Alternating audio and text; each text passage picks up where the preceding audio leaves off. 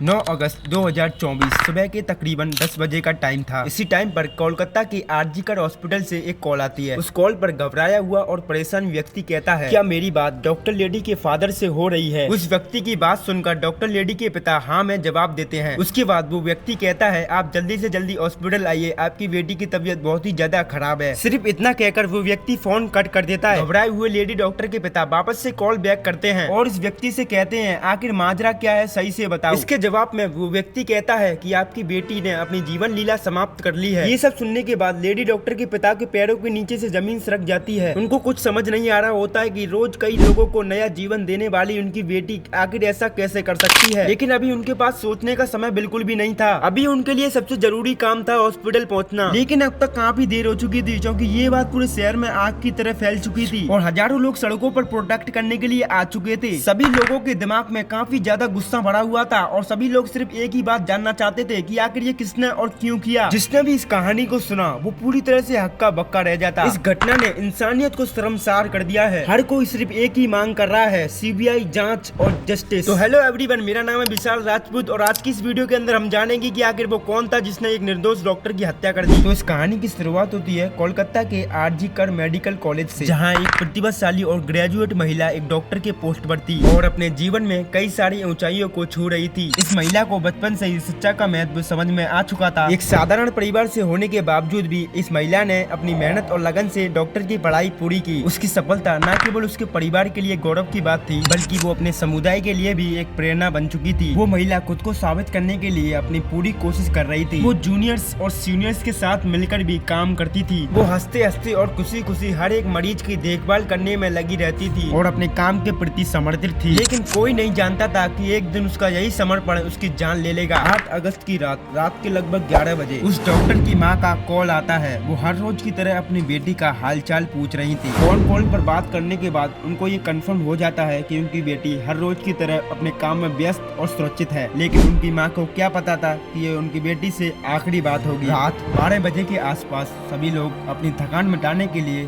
बिस्तर पर सोने जा रहे थे। उसी टाइम पर डॉक्टर ने खाना खाया और चौथी मंजिल पर स्थित सिमिलर हॉल में सोने के लिए जा रही थी। फिर अगले दिन यानी कि 9 अगस्त की सुबह डॉक्टर के पिताजी को ये खबर सुनने को मिलती है। ये खबर सुनने के बाद वो पूरी तरह से टूट जाते हैं और उनकी आंखों से आंसू आने लगते हैं। इस बात की जानकारी वो अपनी वाइफ को देते हैं और जल्दी से जल्दी हॉस्पिटल की तरफ रवाना हो जाते हैं। हॉस्पिटल पहुँचने के बाद उन्होंने जो देखा, उसको देखने के बाद उनके पास कहने के लिए कोई शब्द ही नहीं बचा। उनकी बेटी के शरीर से हर जगह से खून निकल रहा था और उनकी गर्दन की हड्डी भी टूटी हुई थी। उनके लिए ये खौफनाक मंजर देखना किसी बुरे सपने से कम नहीं था। शहर में चारों तरफ अफरा तफरी का माहौल बन गया और सोशल मीडिया पर भी ये खबर तेजी से फैलने लगी। हर कोई यही मांग कर रहा था कि दोषियों को जल्द से जल्द और कड़ी से कड़ी सजा दी जाए। ज्यादा समय व्यर्थ न करते हुए पुलिस भी इन्वेस्टिगेशन करने में लग जाती है। डॉक्टर की ऐसी हालत देखने के बाद ये तो कंफर्म हो गया था कि ये कोई साधारण मौत नहीं है और डॉक्टर की पोस्टमार्टम रिपोर्ट भी यही कहती है। ये घटना सिर्फ एक परिवार के लिए नहीं बल्कि पूरे समाज के लिए एक चिंता का विषय बन चुकी थी। जैसे जैसे मामला आगे बढ़ा, राजनीतिक नेताओं और सामाजिक संगठनों ने भी इस मामले के ऊपर दुख जताया। ममता बनर्जी की सरकार भी इस मामले को लेकर दबाव में आ चुकी थी। खैर, सिमिलर होम के पास लगे हुए कैमरे से कुछ सीसीटीवी फुटेज निकाले गए। जांच के दौरान संजय राव नाम का एक व्यक्ति सामने आया, जो कि पुलिस कल्याण बोर्ड में सहायक के रूप में काम करता था, जो कि हॉस्पिटल के अंदर कई बार आते जाते हुए देखा गया था। संजय राव के बारे में कहा जाता है कि उसका शादी से मन भर जाता तो वो दूसरी शादी कर लेता। ऐसा कर करके उसने कई सारी औरतों से शादी कर ली थी। संजय राव अपने आप को एक पुलिस वाला बताता था। उसी जांच के दौरान सिमिलर होम के पास पुलिस को एक ब्लूटूथ मिला, जो कि टूटा हुआ था और बाद में पता चला कि ये ब्लूटूथ संजय राव का है। इस घटना के बाद संजय राव को तुरंत ही हिरासत में ले लिया। संजय राव की गिरफ्तारी के बाद उसने कोई भी गुनाह कबूल नहीं किया, लेकिन जब उससे पुलिस सख्ती से पूछताछ करती है तो वो अपने आप को दोषी मान लेता है और अपने सभी किए हुए दुष्कर्मों को कबूल कर लेता है। 8 अगस्त की रात संजय राव ने शराब के नशे में उस महिला के साथ पहले तो दुष्कर्म किया,